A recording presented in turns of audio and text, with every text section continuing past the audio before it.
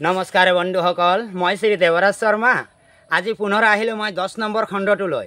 আমাৰ গাঁওখনৰ ওপৰৰ মানুহবিলাকৰ ওপৰত মই কেইটামান কথা বনাইছোঁ। যদি এইখিনি কথা ভাল যেন অনুভৱ কৰে নিশ্চয় লাইক কমেণ্ট শ্বেয়াৰ ফ'ল' কৰি ছাবস্ক্ৰাইব কৰি দিবচোন ৰাইজসকল। 10 নম্বৰ খণ্ড। সমাজখনৰ আগৰণুৱা যিকোনো বিষয়তে কৰ্মী, সৰু ডাঙৰ সকলোৰ লগত মিলা প্ৰীতি সেইজনৰ কাষলৈও যাম। তেখেতৰ নাম বৰা বাপ সোণাৰাম। তেখেত লোকৰ বাৰীত আছে পকা পকা আম। এদিন তেখেত লোকৰ বাৰীলৈ মই যাম। যিকেইটা আছে পকা পকা আমবোৰ আমি পাৰি খাম।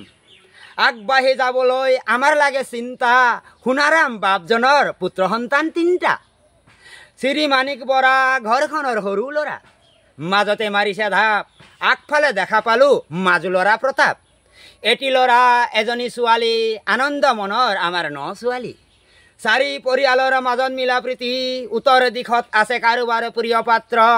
এদিন আছিল আমাৰ অতি মৰমৰ ছাত্ৰ। নাম শ্ৰী ক্ষীৰোদ বৰা। ছাত্ৰ অৱস্থাৰে পৰাই আগবঢ়া। ঘৰখনৰ তেওঁ ডাঙৰ ল'ৰা। তেওঁ এটি পুত্ৰ সন্তান। অতি সুন্দৰ মনৰ তেওঁৰ মানুহগৰাকী।